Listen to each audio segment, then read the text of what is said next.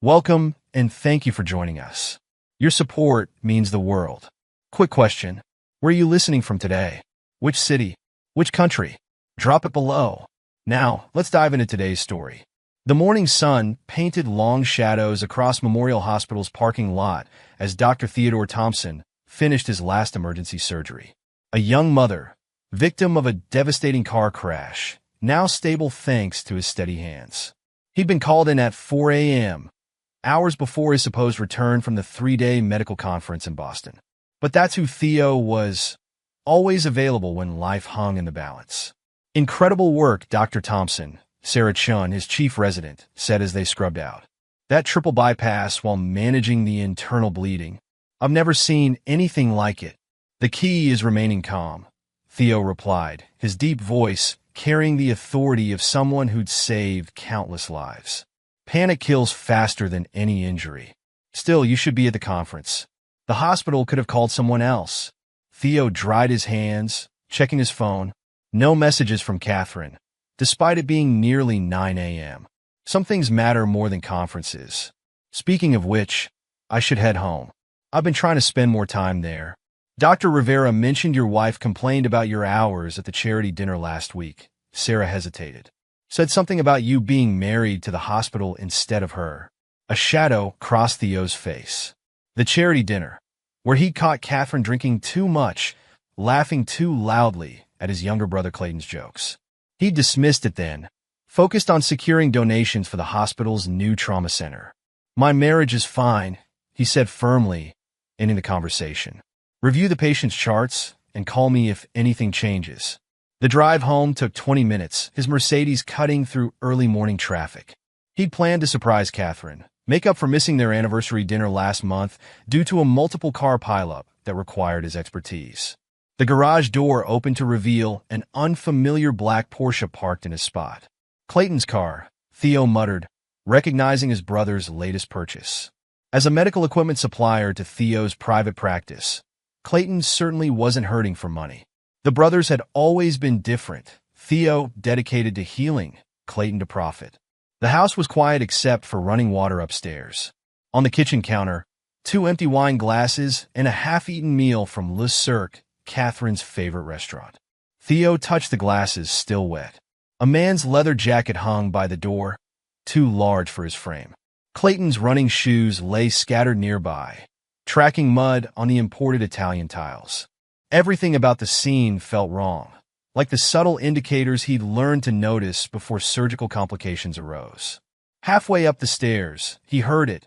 Laughter, masculine and familiar, followed by Catherine's distinctive giggle. The sound he used to love, now sending ice through his veins. You're insatiable, Clayton's voice drifted from a master bathroom. Who knew my big brother married such a wildcat? He didn't know what to do with me, Catherine purred. All work and no play. You know how to treat a woman, right? Theo pushed open the bedroom door. Steam billowed from the en-suite bathroom, carrying the scent of his wife's expensive jasmine body wash, a gift from his last trip to Paris. The bed was a mess, sheets tangled and stained. On the nightstand, a small brown bottle caught his eye. Sleeping drops, prescribed by Lorraine Keith, Catherine's pharmaceutical rep sister. Clayton emerged first, water dripping from his muscled frame, a towel slung low around his hips. The younger Thompson had always worked on his appearance while Theo focused on his surgical skills. Their father used to joke that Clayton got the looks, Theo got the brains. Time froze as Clayton spotted his brother. Instead of shame or shock, a confident smirk spread across his face. Well, big brother's home early. Guess the conference was boring. Thanks for last wild night, babe, he called over his shoulder, winking at someone still in the bathroom. Same time tomorrow? Catherine appeared, wrapped in the silk robe Theo had bought her in Paris. Her blonde hair was wet, clinging to shoulders that showed faint bruises, love bites. She didn't even flinch at seeing her husband. No worries. Her voice dripped with deliberate cruelty as she ran her manicured fingers down Clayton's arm. You got all the things that I deserve. Theo's just been a placeholder keeping your spot warm. The world narrowed to a single point. Every surgery, every saved life, every moment of control crystallized into pure, focused rage. Theo moved with the precision that had made him famous in the OR. His fist connected with Clayton's jaw, a textbook strike that sent teeth scattering across the marble bathroom floor. Clayton stumbled backward, blood streaming from his mouth. "You crazy bastard," he slurred through broken teeth, trying to maintain his balance on the wet floor. "Theo, stop!" Catherine shrieked, but there was more anger than fear in her voice. "You're just jealous because he's twice the man you'll ever be. At least he knows how to satisfy a woman. Get out." Theo's voice was deadly calm as he grabbed Clayton by the throat, years of martial arts training evident in his precise movements. The same hands that had repaired countless hearts now squeezed just hard enough to show restraint was a choice. "Both of you. Now!" He dragged his half-naked brother down the stairs, Catherine scrambling after them in her silk robe. The neighbors retreated to quite a show as Theo threw Clayton onto the front lawn. Several phones appeared in windows, recording the spectacle. "You can't do this!" Catherine screamed as Theo returned for her belongings, systematically filling trash bags with her designer clothes. "This is my house, too. I made you who you are." "The house is in my name," Theo replied calmly, continuing to pack. "Just like the practice you tried to steal. I built everything here while you played socialite with my money." He deposited the bags on the front step, then turned to his wife of 8 years. "You have 30 minutes to collect these and leave. Anything remaining will be donated to the women's shelter downtown. You'll regret this," she spat, clutching her robe closed. "We'll destroy everything you've built. By the time we're done, no one will trust Dr. Theodore Thompson with a scalpel." Theo smiled, but it didn't reach his eyes. "You know what the difference is between us, Catherine? I save lives. You just take them. Now get out of my house before I forget my Hippocratic oath." The locksmith, Mike Sullivan, worked efficiently while Theo conducted his search. He started in the home office, discovering financial documents hidden in Catherine's desk, evidence of accounts he'd never known existed. But it was in their bedroom where the real betrayal came to light. Catherine's vanity, an expensive antique imported from France, held more secrets than makeup. The bottom drawer concealed a hidden compartment, revealing a burner phone and a small notebook filled with account numbers and passwords. All finished, Dr. Thompson might call from downstairs. Changed every lock, added new security features to the windows. "Nobody's getting in without your say-so." Theo descended to settle the bill, adding a generous tip. "Thank you, Mike. I appreciate your discretion." For what it's worth, Mike hesitated at the door. My first wife pulled something similar. Caught her with my best friend. Sometimes trash takes itself out. After the locksmith left, Theo returned to the bedroom to examine his discoveries. The burner phone contained hundreds of messages between Catherine and Clayton, dating back over a year. Each text revealed new layers of betrayal. "Clayton, equipment invoices are set at 300% markup. Your darling husband's too busy saving lives to check the numbers. Grace has the books looking perfect. Catherine, of course he doesn't check. He trusts his precious baby brother completely. Idiot never questioned why you suddenly wanted to handle his medical supplies. Clayton, Grace Carpenter's fully committed. Amazing what people will do to keep their secrets buried." Speaking of which, Lorraine came through with more specialty. The messages painted a clear picture. Clayton had been systematically overcharging Theo's practice for medical equipment, while kickbacks flowed to offshore accounts in Catherine's maiden name. Grace Carpenter, his trusted office manager, altered records to hide the fraud. But it was the references to specialty that made his blood boil. Theo walked to the kitchen, found his favorite chai blend. The seal had been carefully broken and re-glued. They'd been drugging him on his days off, ensuring he'd sleep through their encounters. His phone buzzed, a message from Devin Huber, the private investigator he'd contacted immediately after throwing them out. "Found something big. Your brother's been running this scam for years. How soon can you meet?" Devin's office occupied the top floor of a converted warehouse downtown, filled with cutting-edge surveillance equipment and computer systems. Their friendship dated back to college, before Theo chose medicine and Devin joined the FBI's cybercrime division. Now private investigation allowed him to use his skills without bureaucratic constraints. "It goes deeper than we thought," Devin said without preamble as Theo entered. Clayton's been playing this game for years. Your practice isn't his first target, just his biggest score yet. The wall of screens displayed a complex web of transactions, surveillance photos, and social media posts. He uses Catherine's social connections to get close to successful doctors, then manipulates their equipment supplies. Most of his victims never realize they're being scammed. Security footage showed Clayton meeting various hospital administrators, including Grace Carpenter. The timestamp was from 2 weeks ago, recorded in the parking garage of Theo's private practice. Grace alters patient records to hide the equipment charges, Devin explained. Makes it look like you're using more supplies than you actually are. The excess gets lost in inventory, then resold on the gray market. But here's where it gets interesting. He pulled up email exchanges between Lorraine Keith and several hospital staff members. Your sister-in-law's been spreading rumors about your sleeping problem for months, building a cover story in case anyone noticed something off. The emails painted a concerning picture. Poor Dr. Thompson, working himself to exhaustion. No wonder Catherine's worried about him. Another read, Dr. Thompson seemed sluggish during rounds. Maybe he should take a break. They created the perfect narrative, Devin concluded. If anyone questioned your behavior or the practice's finances, they'd blame it on overwork and sleeping pills. Nobody would look deeper. What about the sedatives they used? Theo asked, his voice tight with controlled anger. Lorraine's been writing prescriptions using her pharmaceutical contacts. Nothing too strong, just enough to ensure you'd sleep deeply. They've covered their tracks well. Theo stood at the window, looking out over the city he'd served for the past decade.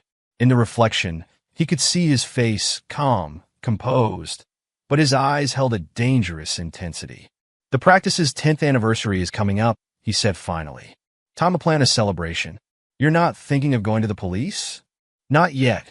Legal action is too clean, too quick. They'll hide assets, destroy evidence. Theo turned from the window. They wanted to play games? Let's play.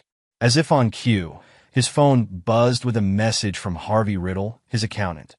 Found something interesting in Clayton's company records. Meeting tomorrow? Devin studied his friend's expression. What are you planning, Theo? You know what separates a good surgeon from a great one? Patience. Precision. Knowing exactly where to cut to cause the most impact. Theo's smile was cold. They spent a year planning my destruction. I'm going to dismantle their lives piece by piece, starting with my brother's dental reconstruction. I hear he's been using his own substandard medical supplies. That's ruthless, Devin observed. I like it. In the elevator, Theo loosened his tie and checked his reflection. He looked exactly like what he was, a respected surgeon, a pillar of the community. No one would suspect he was becoming something else. An architect of revenge. 2 weeks after exposing the affair, Theo sat in his office at Memorial Hospital reviewing surgical schedules when his phone buzzed with an urgent message from Harvey Riddle. Found their entire operation. Meeting in 20? Bring Devin. He was reaching for his coat when Sarah Chin burst in, her usually composed demeanor shaken. Dr. Thompson, you need to see this? She thrust a tablet toward him, displaying a local news website. The headline made his jaw clench. Prominent surgeons practice under scrutiny. Questions arise about equipment costs. The article, clearly planted by Clayton's PR team, implied mismanagement and potential insurance fraud, all carefully worded to avoid direct accusations while planting seeds of doubt. They're trying to get ahead of the story, Theo observed coldly. Attacking first to make any revelations about their fraud seem retaliatory. There's more, Sarah hesitated. Catherine's been visiting other surgeons in your network, spreading rumors about prescription drug dependency affecting your work. 3 doctors have already called expressing concerns about your fitness to operate. Perfect. At Sarah's startled look, he explained. They're getting desperate, making mistakes.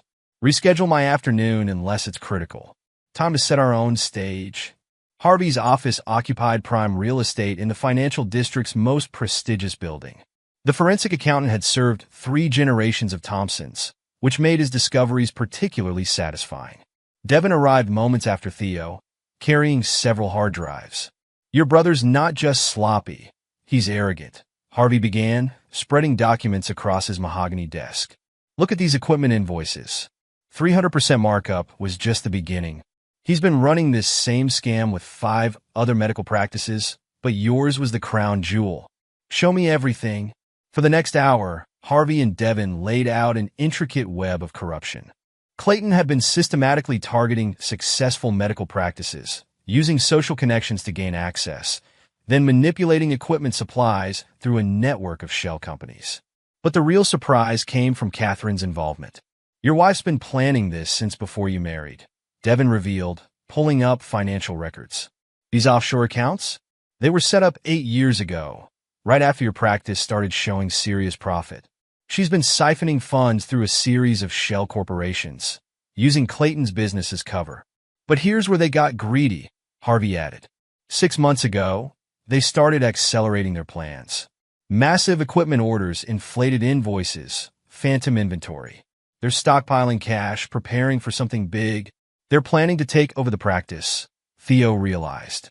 Use the false records to force me out, claim mismanagement, and step in as saviors.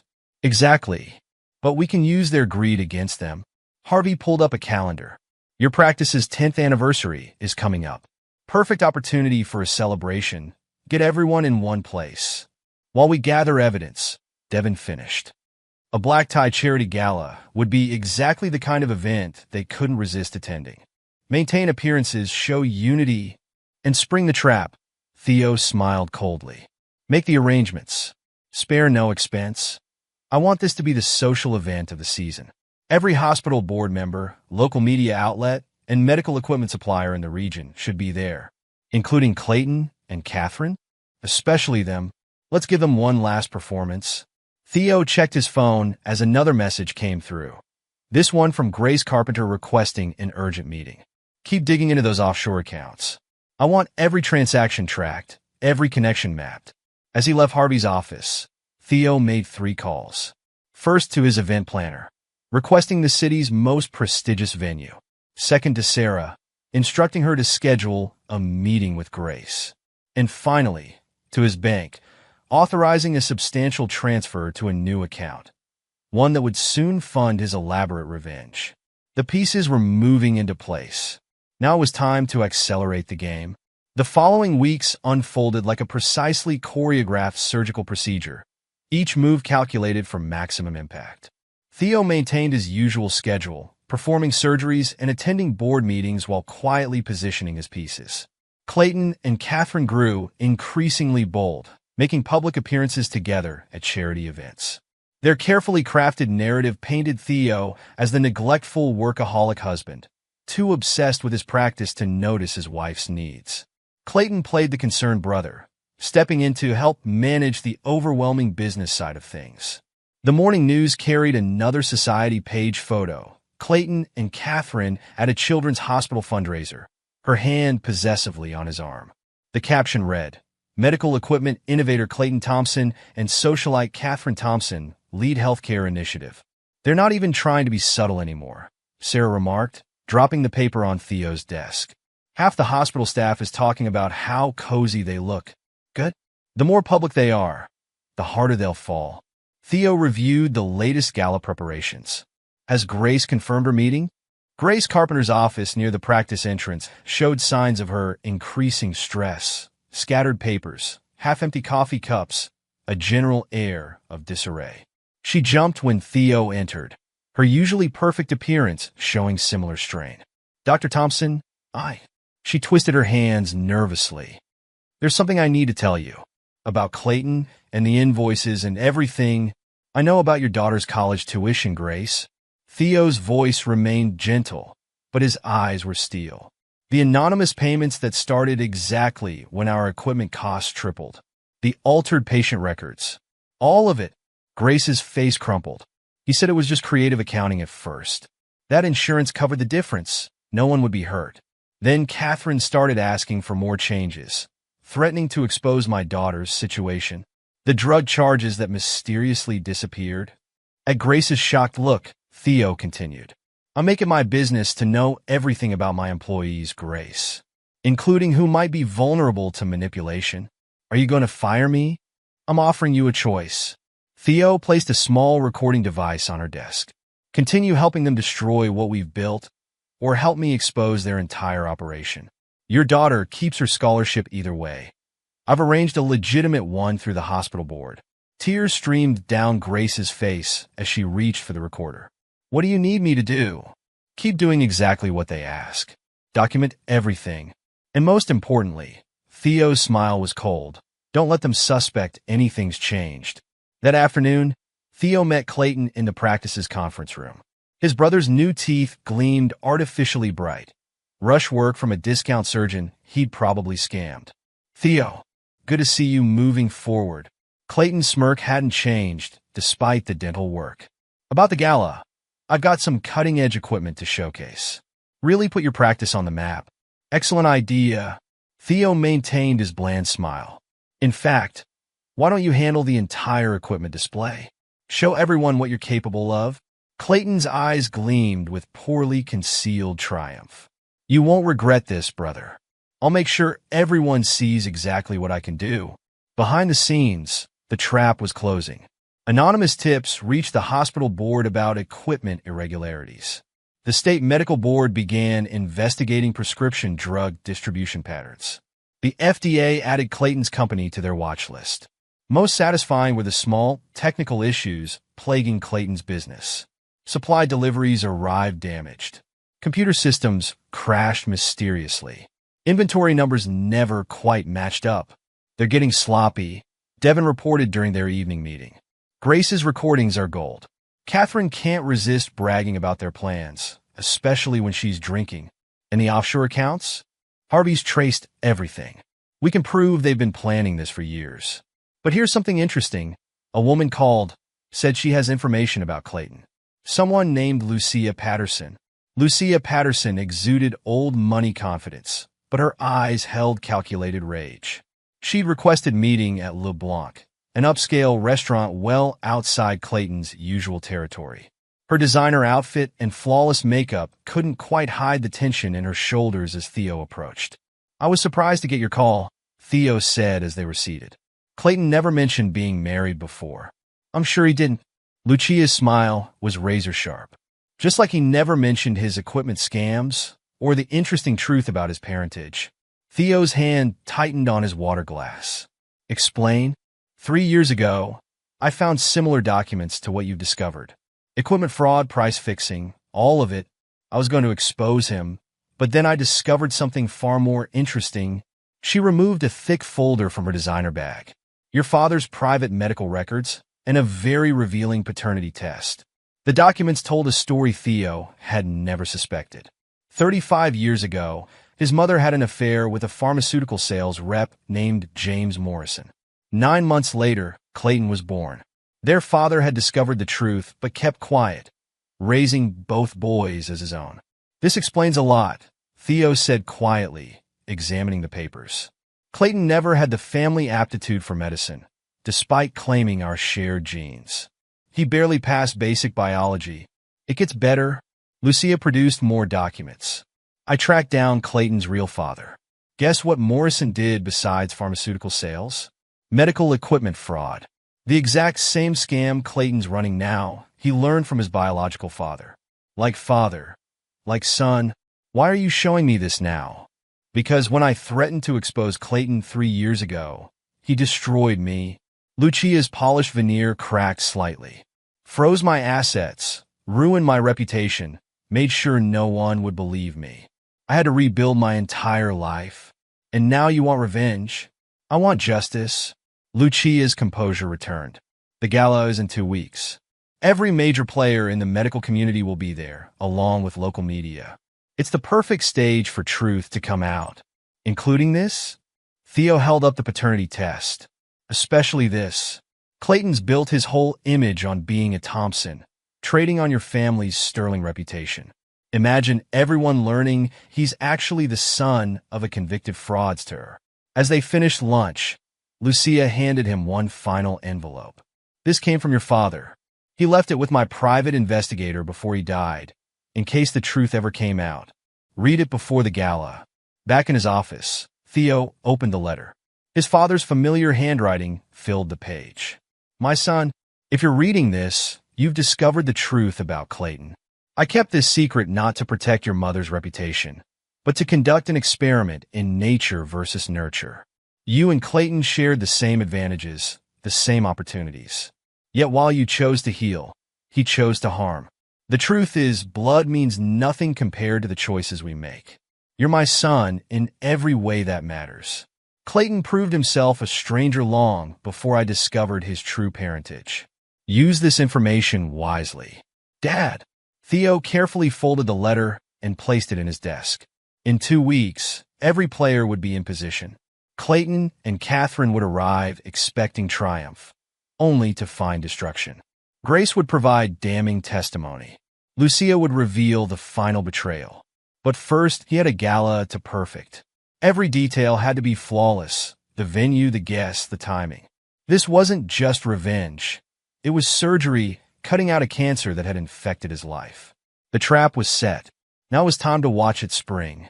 The Grand Meridian Hotel's ballroom pulsed with nervous energy as the city's medical elite gathered for Thompson Medical Practice's 10th anniversary celebration. Crystal chandeliers cast strategic shadows over Clayton's equipment display, where he worked potential investors with his signature charm. Though his new dental work gave his smile an unsettling asymmetry. The Thompson name represents innovation and integrity, Clayton proclaimed to a group of hospital administrators. While my brother focused on surgery, I revolutionized our business operations. Our equipment solutions have transformed dozens of practices. Nearby, Catherine floated between social circles in a designer gown that cost more than most nurses' monthly salary. She played her role perfectly, the concerned wife seeking redemption through charitable work. Theo's devotion to medicine consumed him. She confided to sympathetic listeners, dabbing artfully at her eyes. The practice became his addiction. Clayton stepped in to modernize everything, save us all from collapse. From his strategic position near the entrance, Theo watched their performance with cold satisfaction. Sarah Chin appeared at his elbow, elegant in black evening wear. "Federal agents are in position," she murmured. "Grace's recordings are ready. And you should know, Lorraine Keith arrived early, asking to speak with you." "Interesting." Theo checked his watch. "Let her stew for now. Everyone else in place." Harvey has the financial records ready to display. Devin's monitoring all exits. And Sarah hesitated. "Mrs. Thompson, your mother, is seated with Lucia Patterson." Theo nodded. The final twist of the knife. "Perfect. Right on schedule." Clayton took the stage, tapping his champagne glass for attention. The crowd hushed, cameras ready. Local media had turned out in force for the year's biggest medical charity event. Distinguished colleagues, honored guests. Clayton's artificial teeth gleamed under the spotlights. Tonight we celebrate not just 10 years of Thompson Medical Practice, but a revolution in medical equipment innovation. The massive screens behind him lit up with his company logo. Our latest surgical equipment line represents the cutting edge of... The screens flickered, then changed to surveillance footage. Clayton's voice filled the ballroom, but not from the podium. "It's brilliant," recorded Clayton laughed. The great Dr. Theodore Thompson, too drugged to notice us dismantling his life piece by piece. "Those sedatives are worth every penny." "He actually thinks you care about the practice." Catherine's recorded voice joined in. "Poor dedicated surgeon, working while we drain him dry. Did you see him stumbling around last night?" Lorraine's special tea works perfectly. Color drained from Clayton's face as multiple recordings played. Meetings with Grace, conversations about falsified records, jokes about poisoning Theo. Each clip carefully chosen to implicate everyone involved. "This is absurd." Clayton tried controlling the damage. Obviously doctored footage, federal agents. The ballroom doors burst open as officers entered with warrants. "Clayton Thompson, you're under arrest for medical fraud, conspiracy, and unauthorized distribution of pharmaceuticals." "You can't do this." Catherine's composed, mask shattered. "Theo's the unstable one. He's been abusing prescriptions, neglecting patients." "That's a lie." Grace Carpenter stepped forward, voice steady. "I have recordings of every conversation where you plan to drug Dr. Thompson. How you threatened my daughter's future to force my cooperation. Ask them about the equipment from last month's surgery," Sarah Chin added. The defective supplies that could have killed patients if Dr. Thompson hadn't caught the problems. Is this true? Dr. Elizabeth Thompson stood, face ashen. Her carefully maintained society, matron demeanor cracked as decades of secrets threatened exposure. Ask her about James Morrison, Lucia Patterson called clearly. The pharmaceutical rep she had an affair with 35 years ago. Clayton's real father. The ballroom erupted. Clayton lunged for the nearest exit, but met Devin's ready fist. Catherine tried following, but found Sarah Chun blocking her path. Smile predatory. Your medical license is suspended pending investigation, Sarah informed her with satisfaction.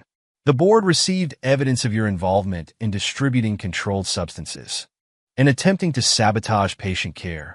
You orchestrated all this, Catherine spat at Theo. Destroyed your own family for revenge. No. Theo's calm voice cut through the chaos. You and Clayton destroyed yourselves. I just made sure everyone saw the truth. He turned to the shocked crowd.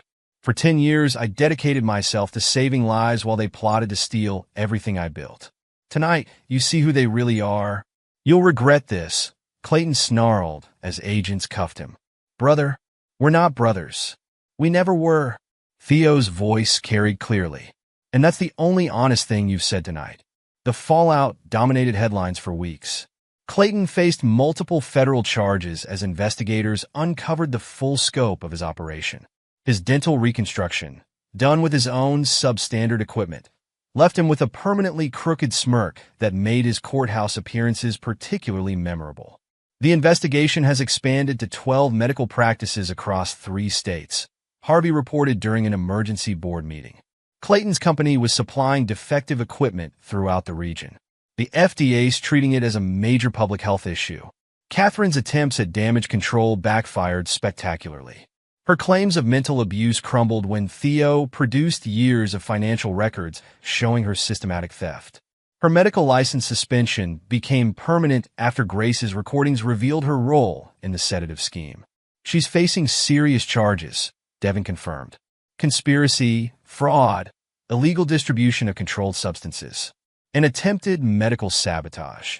Turns out she and Clayton deliberately supplied faulty equipment for several of your surgeries, hoping to damage your reputation.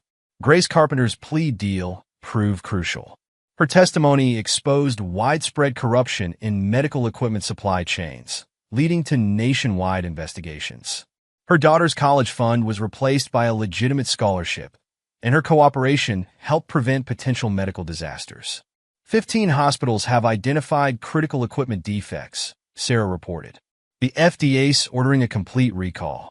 3 patients nearly died from faulty monitoring equipment last month alone. The most satisfying development came during Clayton's bail hearing.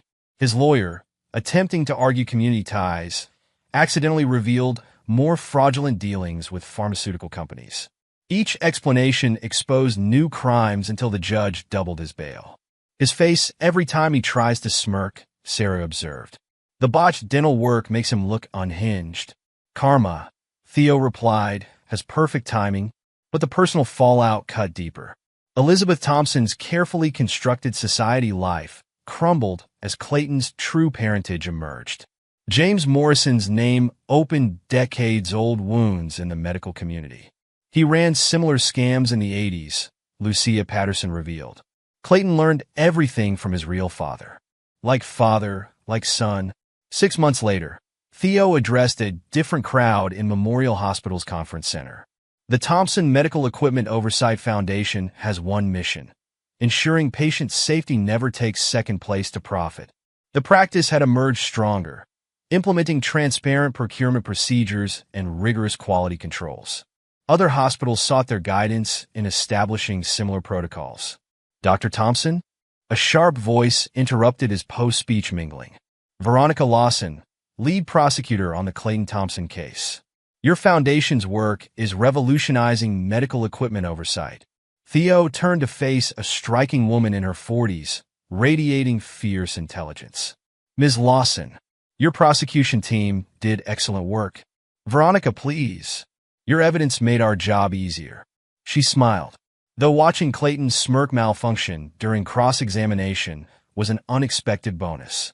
Their conversation carried through dinner, ranging from medical ethics to prosecution strategies.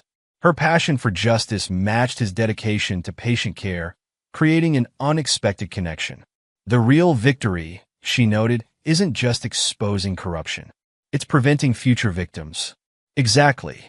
Behind every fraudulent supplier is a patient at risk.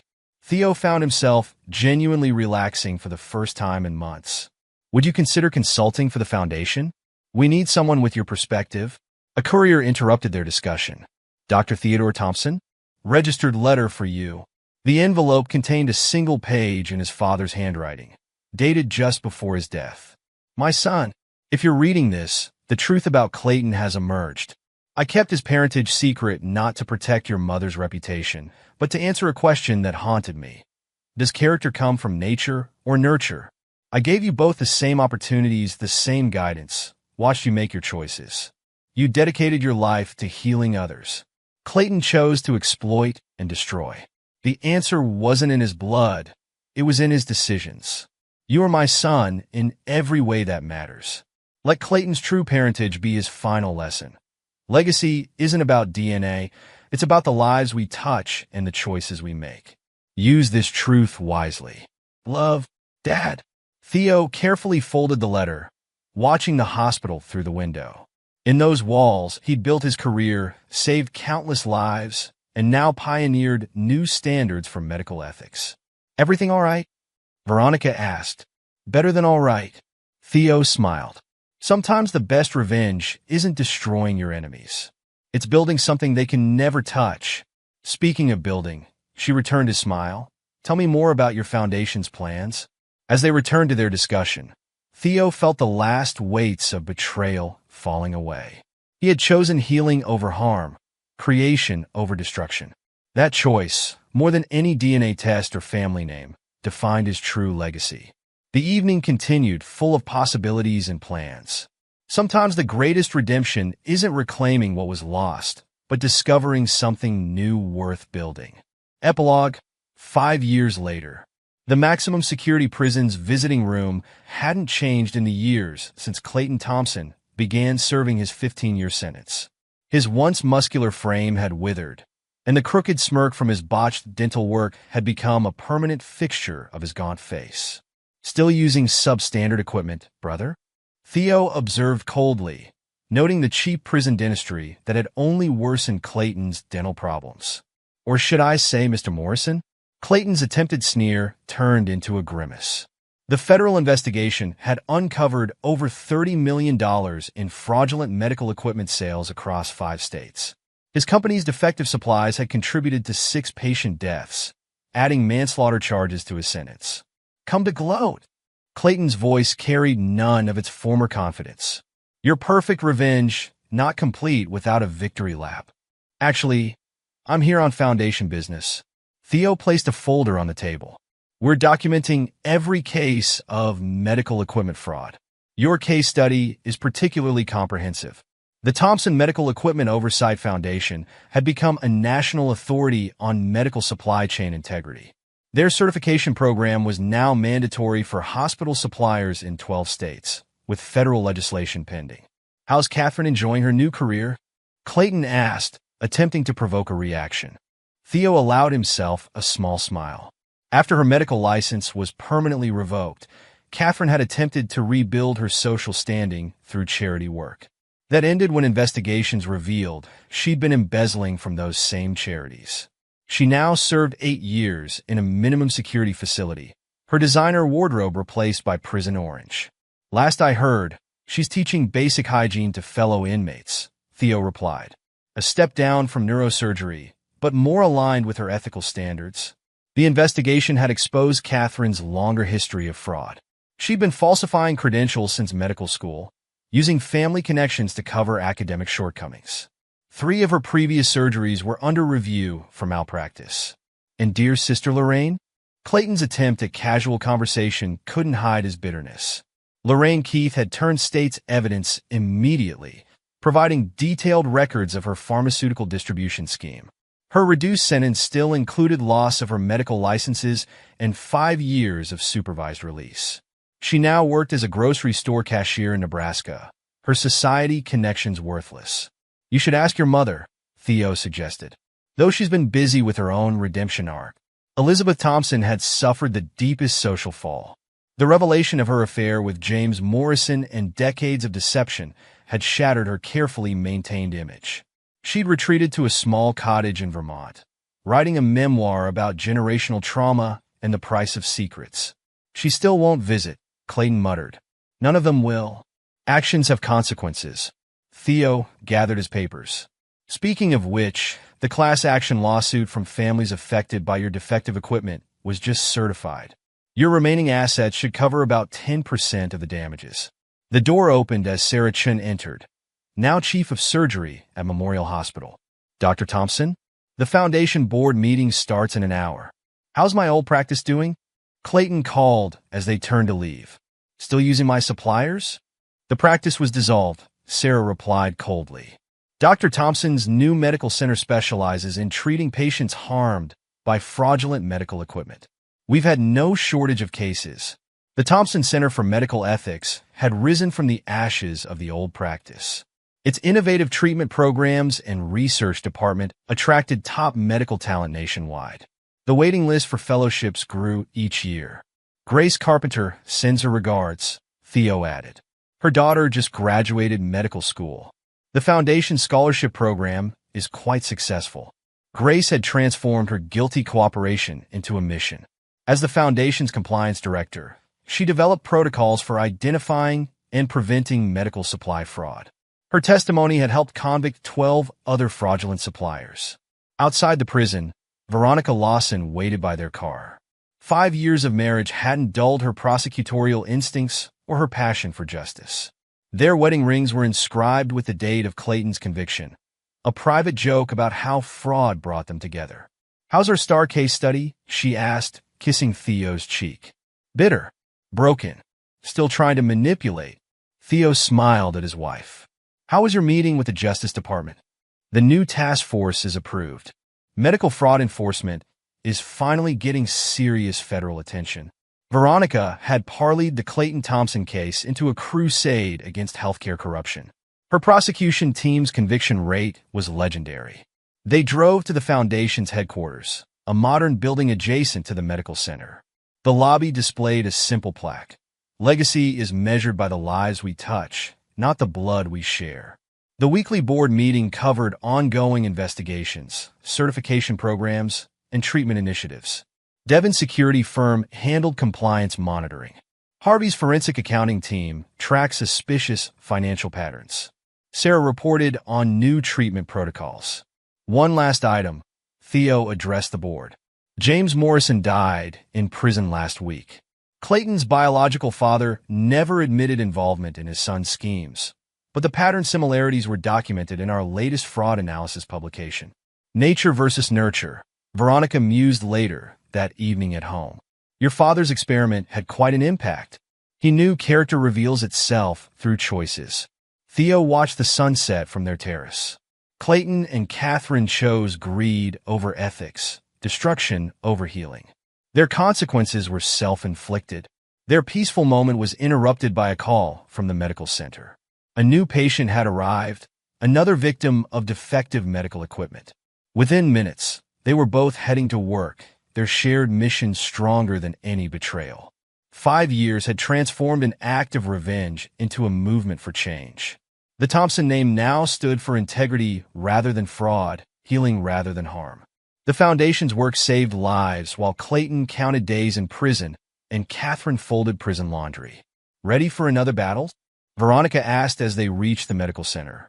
Theo smiled, wedding ring catching the evening light. Always. Some wars are worth fighting forever. Inside his office, his father's letter hung framed beside his medical licenses. The final lines remained as relevant as ever. Legacy isn't about DNA. It's about the lives we touch and the choices we make. The choices were clear. Heal or harm, build or destroy, serve or steal. Clayton and Catherine had chosen their paths. Their consequences served as case studies in the Foundation's ethics courses, cautionary tales of greed's price. But the true legacy lived in every patient treated, every fraud prevented, every life saved by maintaining medical supply integrity. Theo had built something his betrayers could never touch, a mission greater than revenge, a purpose stronger than deception. The evening's work beckoned. Another patient needed help, another fraud needed exposure, another battle needed fighting. The war against medical corruption continued, with the Thompson Foundation leading the charge. Some victories aren't measured in revenge, but in lives changed. Some wounds heal stronger than before they were broken. Some betrayals lead to better paths than the ones they destroyed. And some choices, like those that transformed a story of revenge into a mission of healing, echo far beyond their moments of decision, touching lives, saving futures, and proving that character, not blood, defines a person's true legacy. The work continued, and the legacy grew. One patient, one case, one choice at a time. And there you have it. Another story comes to an end. What did you think? I'd love to hear your thoughts in the comments below. If you enjoy this story, consider joining our community by subscribing. It means the world to us. For more stories like this one, check out the recommended videos on screen. And I'll see you there.